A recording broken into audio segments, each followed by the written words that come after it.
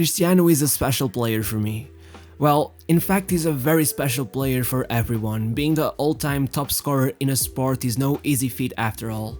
But the numbers are not what makes him special for me. It's the fact that he is Portuguese just like me. It's that the first time I remember having my dad telling me to come and take a look at a match, it was right there about to qualify for the final of the Euro 2004. And what makes all of it so special is that it wasn't just good moments. My first football heartbreak came as Ronaldo nearly ripped the net with a 40-yard long shot against my local club, FC Porto, who at 9 years of age had left me hoping they would once again make the final of the Champions League. Even after I gave up on playing football myself and watched as my love for the sport slowly died out, maybe because it made me so sad that I wouldn't ever get to live what they live. It would be him who would pull me back into this world. The year was 2014, and I watched as he put two past Manuel Neuer and broke the all-time record for most goals in a Champions League season. By now, I think you get the picture. Seeing him live out what might be the last big move of his career is bittersweet. On one hand, I'll see him in red once again playing for Manchester United, one of the first foreign clubs I ever fell in love with. But it also means one other thing. That his time with Juventus has ended, and definitely not how I expected. In 2018, after the UCL final, I, as always, sat beside my father watching, as Ronaldo let it be known that it had been wonderful to have played with Real Madrid. For a second, it was like the world of football stopped. Surely he had messed up, he didn't mean to say that in a past tense, did he? Rumors reached such heights that even the World Cup seemed to be forgotten about for a few moments, but eventually, he joined Juventus. It was incredible. Once again, he had led the club to unprecedented levels of glory, only to leave while at the very top. How could a 33-year-old be so hungry for success? Well, as he said it himself in his presentation, some players at that age leave for Qatar or to the United States. But he is different, and I believe them. And so started the most ambitious quest of his career, to bring the Champions League to Turin. A city that had on 7 different occasions watched Juve fly back to them with a silver medal as all they had to show for their hard work. It could be argued that it wasn't even that big of a challenge. In 2015 and 2017 Juve had made the final, and in 2018 only Ronaldo himself with that unforgettable bicycle kick had managed to put a stop to them. But in reality, what might have seemed like a solid team had hidden cracks that were bound to lead to their collapse. First, Buffon would leave for PSG right as Ronaldo arrived, leaving Szczesny as the main goalkeeper, a change that would eventually prove decisive. Barzagli and Chiellini followed a similar path. The first was playing his last year before retirement, the second was weakened by his age as he approached his 35th birthday, and would be injured 11 times over the next 3 years, at one point missing 32 matches due to the rupture of his cruciate ligament. Added to this, players who had experienced their peaks over the last few years were now declining, and that would be a major problem, from Alex Sandro to Pjanic to Matuidi and even Khedira. And finally, there's the always relevant gap between expectation and reality.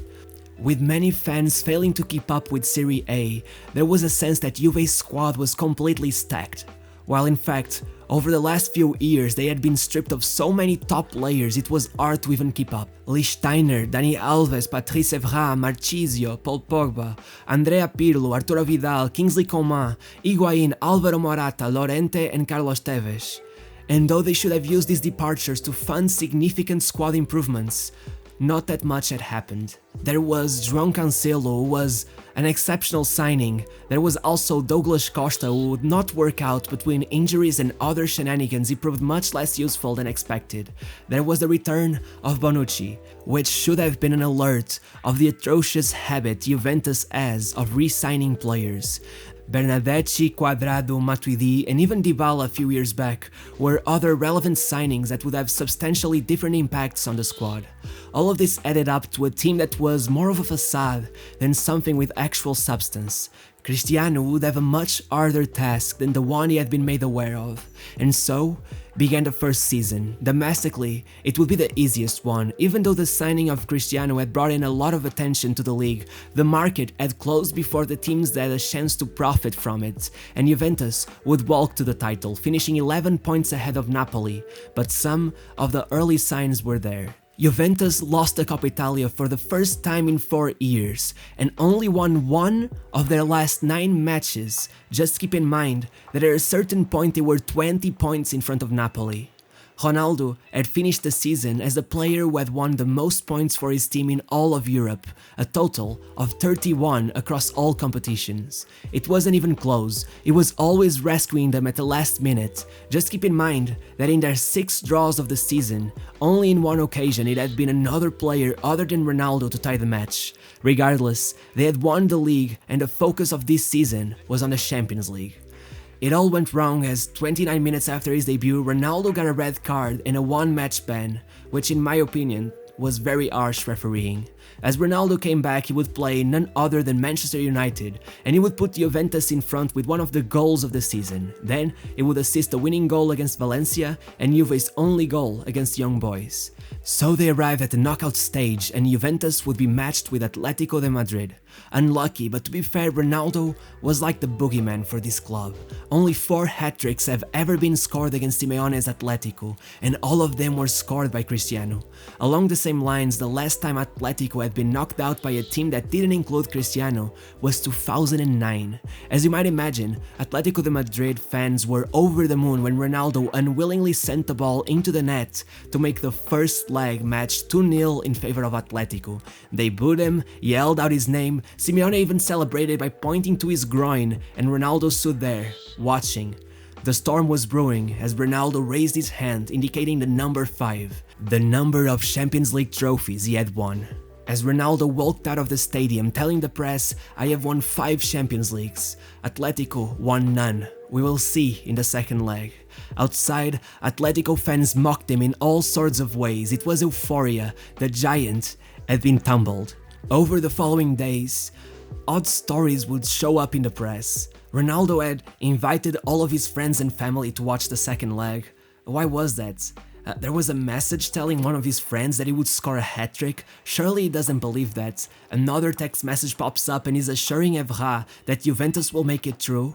This all coming from the man who a few weeks before the first leg defeat had told the press he would do the impossible to bring the Champions League trophy to Turin. There was reason to be very afraid, but Simeone seemed unbothered. Was it mind games? We will never know, but what we will never forget is the quote, "I will quit and go sell watermelons in the streets of Madrid if Juve comes back in the second leg." As the anthem was played, Ronaldo looked focused, like a soldier. 29 minutes in, a powerful header would render Oblak useless and Juventus were in front. As the second half began, another header would force Oblak to stretch out as far as possible in order to catch it, but it seemed as if it had gone in. There was a moment of suspense, but then it was confirmed. Ronaldo had tied the match for Juventus. The team was in uproar. 4 minutes before the end of the match, an incredible run from Bernardeschi. Yes, you heard that right, those might be extinct now, but back then they were a thing. As I was saying, a run by Bernardeschi would end in a penalty. An ever-decisive Cristiano Ronaldo would score to give the win to Juventus, and before he went back to the locker room to celebrate, he would make sure to recreate Simeone's hip thrust celebration right in front of the Atletico fans. The comeback had been completed. The Atletico fans watched in disbelief and the world began to believe that maybe Ronaldo could really do the impossible.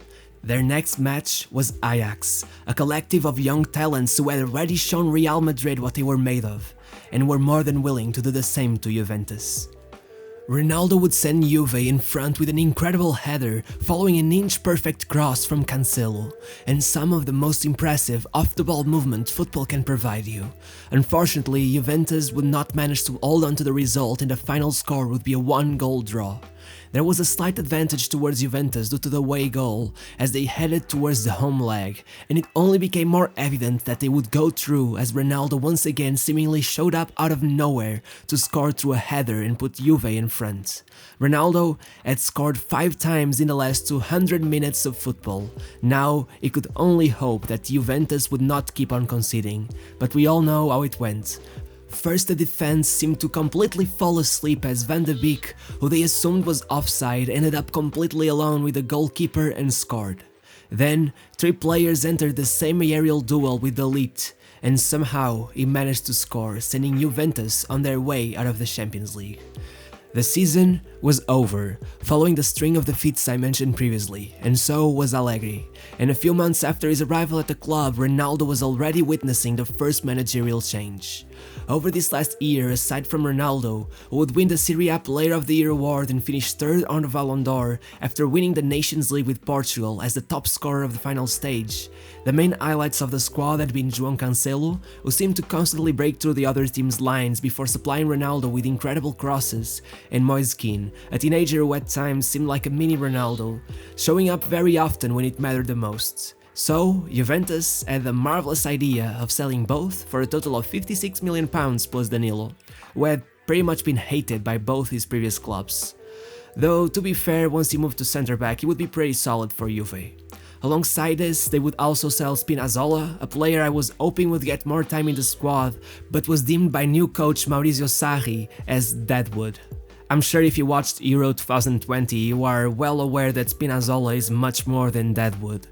This was the kind of business who made me feel completely hopeless watching Juventus over the previous years. Regardless, it funded the arrival of De Ligt, Christian Romero, Luca Pellegrini and Demiral. All great signings, if it wasn't for the fact that Sarri would loan out Romero and Pellegrini, and would at times pretend Demiral didn't even exist. Other players who arrived were Rabiot and Ramsey, both for free. Which would be awesome, if it wasn't for the fact that it would be really obvious to anyone who watched them play for Juve why they were free agents. Under Sarri, Juve displayed the first few signs of struggle domestically, but first, let's focus on the Champions League group stage. Ronaldo was poor. In all honesty, until the beginning of December, he was clearly underperforming, only scoring 6 goals in 15 matches. Though to be fair, he went through 2 minor injuries during that period. Still, Juve had been doing okay under Sarri and was second on the table, sitting 1 point behind Inter. But then, the beast was awakened, and Ronaldo scored in every league match between November and the last match before the pandemic break. That's 11 matches in a row, tying the league's all-time record for goal-scoring streaks.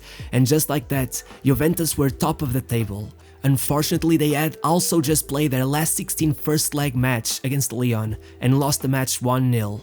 That would have been enough to kill the team's confidence. After all, most of them clearly showed to have a weak mentality. But then came the pandemic. 3 months without football, and it broke them. By the time they came back, they lost the Coppa Italia final and went on an awful streak of bad form, wasting 13 points in just 7 matches, even as Ronaldo finished the season with 15 goals and assists in 12 matches. These performances proved essential to Juve's success, who would finish the league just 1 point in front of Inter. Not enough is said about this. Ronaldo performed a miracle. Just take a second to process the fact that the 37 goals he scored that season is the most goals scored by any Juve player ever in a single season. Even Del Piero himself, one of the club's biggest legends, topped out at 32 in his best ever season. A season in which he had teammates like Inzaghi, Zidane and Edgar Davids, not the likes of Higuain, Rabiot and Matuidi. After the end of the season, the Champions League returned, and the tournament would be played in Portugal with single-leg ties. There were a million reasons for Ronaldo to want to make sure they persevered in the competition, and he tried his hardest, scoring twice in the second leg, including an astonishing goal from outside the box where he just seems to thread the needle between all of the defenders. Still, it wasn't enough. Juve had conceded again, and they would go out on away goals. Once again, the coach would be fired. There were talks of Guardiola, but instead, Juve decided to hire Andrea Pirlo as the coach, who had yet to coach any team, even at the youth level. Sure, he was a great player, but it was bound to go wrong.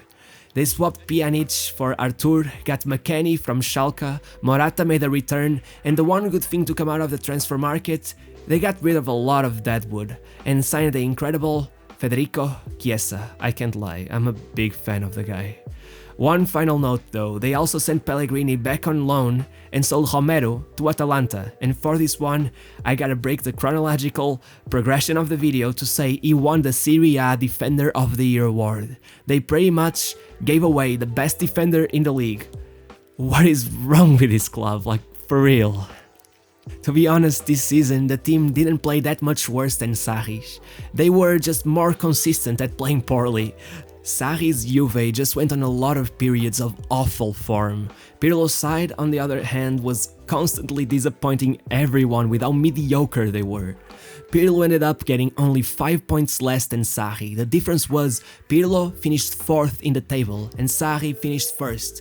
So why were the other teams playing so well? First of all, the newfound appeal for Serie A, in great part due to Cristiano's arrival, had brought in more money, and that meant the clubs were now able to get transfers that weren't available to them before. Players like Lukaku, Hakimi and Ibrahimovic had joined Juve's rivals and made sure their life was much harder. Besides this, Gasperini had turned Atalanta into a European attacking sensation, so Pirlo wasn't very good, but he also got very unlucky with the hand he was dealt. The finals Champions League season was just another disappointment. Ronaldo scored or assisted in every match of the group stage, but once they met FC Porto in the last 16, Juventus started by conceding in their first minute as Bentancur seemingly just gifted the opposition a goal. Then another goal for Porto, as once again you're just left wondering if the defenders were sleepwalking through the match. Chiesa still pulled one back, which happened to be the first UCL knockout goal not scored by Ronaldo since his arrival. So far, he had scored the first 7. It really shows just how helpless he had been. The second leg was equally as disastrous. 90 minutes in, a penalty for Porto, they go in front. Then Ronaldo assists Chiesa, who goes on to score twice and take the game into extra time, where Szczesny concedes an embarrassing free kick, taken once again by Sergio Oliveira. Rabiot still manages to score another, but Juve goes out on away goals once again. At least this time around it wasn't as heartbreaking for Ronaldo, who also didn't have too great of a performance. Juventus finished the season by winning the Coppa Italia, and despite their poor league performance, Ronaldo finished as the top scorer and totaled 36 goals across all competitions. Because having the record for most goals scored in a season for Juventus wasn't enough, he had to take the second place spot as well. And at least that's something to show for a season that otherwise could have been a complete waste of time. Over summer, Ronaldo took part in the Euro 2020, being involved in 6 goals over the 3 group stage matches before being knocked out by Belgium in the last 16 despite Portugal dominating the match. Regardless, once again, he did make something out of it as he would win the Euro's Golden Boot for the first time. Once that was done, Pirlo was eventually sacked and replaced by, of course, who else but Allegri, the coach who signed Ronaldo 3 years earlier. What is it with Juventus and going back and forth between selling and re-signing and selling again? They bought Emre Can and sold him after 1 season, same for Cancelo and Demiral pretty much. They sold Keane and Bonucci only to get them back after 1 season. They bought Higuain for 90 million only to sell him after 2 seasons and then re-sign him again. They were even looking to buy Pjanic again this season. I just don't get it. It's just like they make every wrong move, and even when they make the right one, they end up just selling the player for cheap after 1 season. At this rate, they'll end up selling Chiesa to some other Italian team or selling him to some other European giant for less than what they paid for him. Regardless, this season, Allegri would quickly start making some offhand comments about how Ronaldo wasn't gonna be a 100% regular starter, and very quickly it escalated to rumors that he would join PSG, then Man City, and out of nowhere, he had signed for Manchester United. Many seem to think Ronaldo is responsible for Juventus' lack of success over the last few years, but I strongly disagree. I believe he's the sole reason why Juventus have managed to get this far without the alarms being sounded. They're a team about to collapse, but only time will tell. What do you think is gonna happen? I'd like to know your opinion. Also, should I make a video about Messi's move to PSG and maybe another one on how Ronaldo will fit in at United? I wasn't sure because there's already so much content about it, but I'm really passionate about these two and I think it would be cool to give my opinions on it. Well, I guess you tell me. Oh, one final note, don't worry about the Messi documentary, it will come, but I want it to be great, and that will take the time that I often can't seem to find, but nevertheless, it will come, don't worry. Also, Giacomo Grosso is a subscriber at the channel. I promise that the Diego Milito video will come, but right now there's just so much stuff going on and I just think it would be too bad to miss it all, you know? So yeah, that's it, I hope you enjoyed. If you did, don't forget to like and subscribe, and I'll see you next week. Bye.